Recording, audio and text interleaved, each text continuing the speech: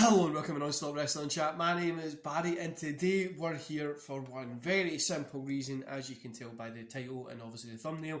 We're here to talk about WCW versus Raw on 1996, 15th of January 1996. The Monday Night Wars. Guys, let's get in it. Before we do, don't forget to hit like, subscribe and that beautiful notification bell and let's get started. So, WCW will kick off with, then we'll do Raw, and then we'll just kind of chat. The whole thing's kind of just a chat, but let's get in here. Sorry guys, I don't know how I got hiccups. WCW, Monday Nitro. Lex Luger versus Randy Savage kick off the show. Lex Luger gets a win with torture rack. 2 stars I gave this one. It was a good opener. 2 big names, but it wasn't anything you could be like, match of the year or something like that. It wasn't great.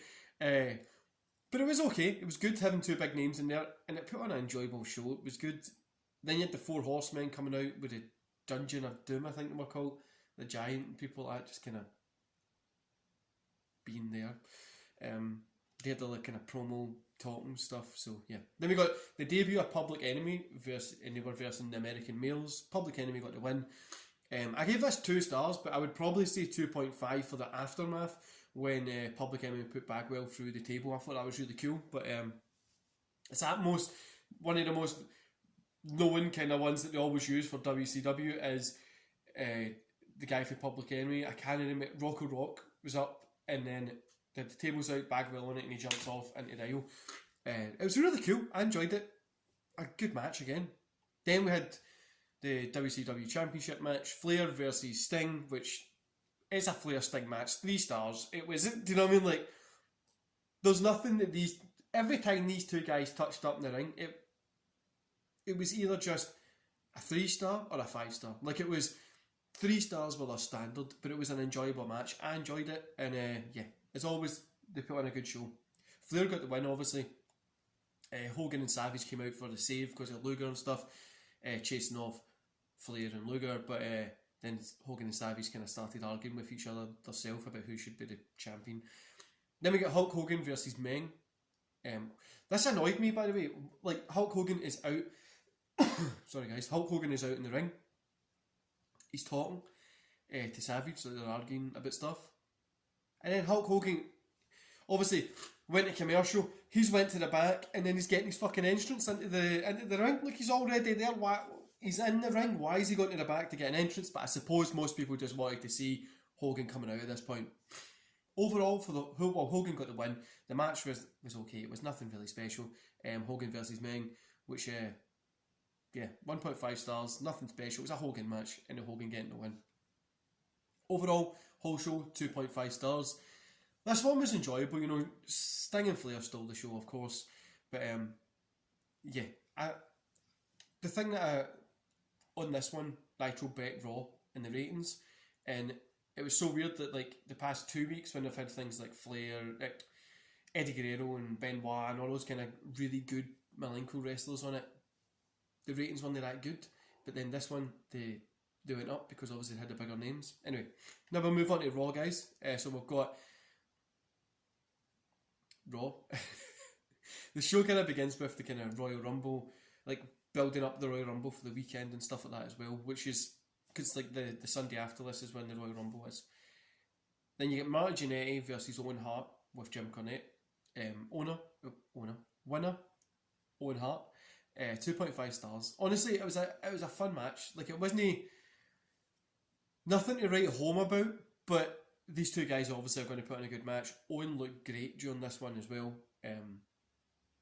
Yeah, I really enjoyed this.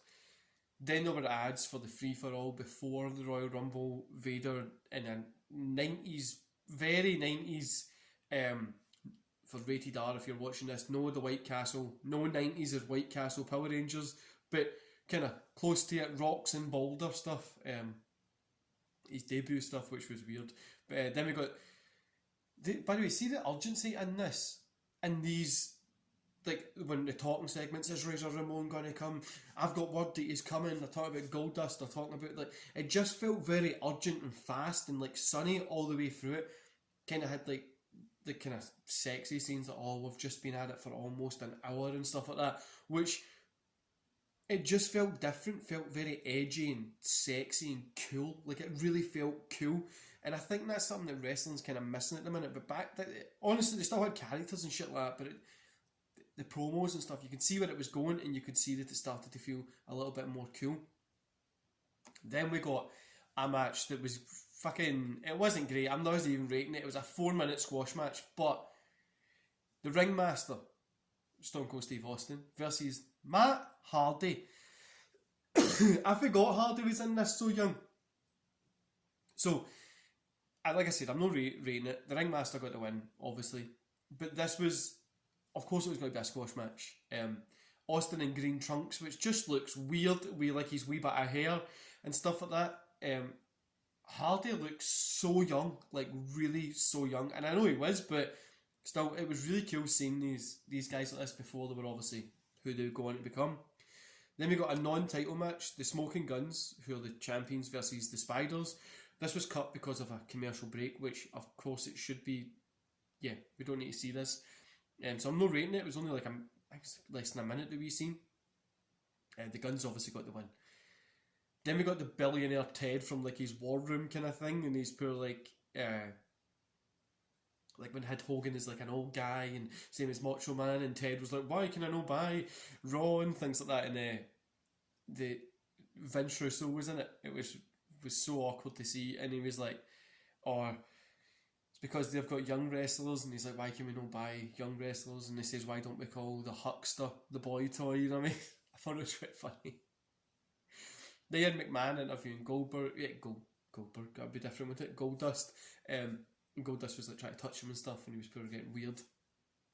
Then you had Isaac Yankum, DDS, Isaac Yankum versus Undertaker with Paul Bearer.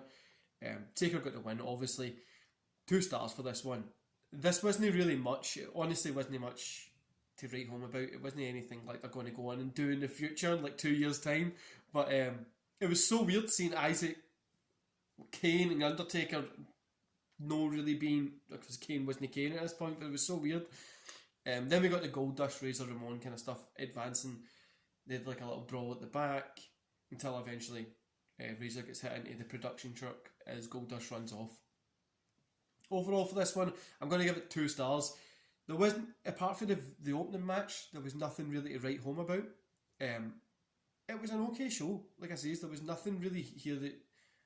They were all kind of setting up for the Rumble, and you can see why Nitro, with all those big names, why people would pick Nitro over this at this point. But yeah, and it was also cool to see Kane, Austin and Hardy before they were Kane, Austin and Hardy, if you know what I mean. It's so weird looking back, right? I enjoyed Raw and I enjoyed Nitro at this point when I went back and watched it this week, but you're like, how stacked it was. I mean, you've got Hogan, Sting, Flair, young Austin, young Kane, young Hardy, Razor Ramon, Goldust, Owen Hart, Marty Jannetty, Public Enemy, Buff Bagwell. You've literally got a ton of wrestlers. It's so weird to see how stacked it was compared to, obviously now the guys are great as well, nothing taken away from the guys, but I don't know, and I loved that urgency feeling of it. Like when I was watching Raw, I just felt like I wanted to continue watching it. Like when I watch Raw just now, there's nothing really that's making me want to compel to watch it, and I think again it's that 3 hour fucking time period is far too long. But yeah, just the urgency of it, because they know they've only got that hour and they need to get, okay, we need to get some matches out, we need to get these promos, we've got short time, we need to keep going, we need to keep rolling. But I think the 3 hours is just far too long. Anyway guys, that was my review for those two. Like I say, they were fun. Go check them out. Let me know in the comments below what you thought about both shows. What did you enjoy about them? And yeah, let me know. Don't forget to hit like, subscribe and that notification bell, and I'll see you back here later on today for a podcast. See you later guys.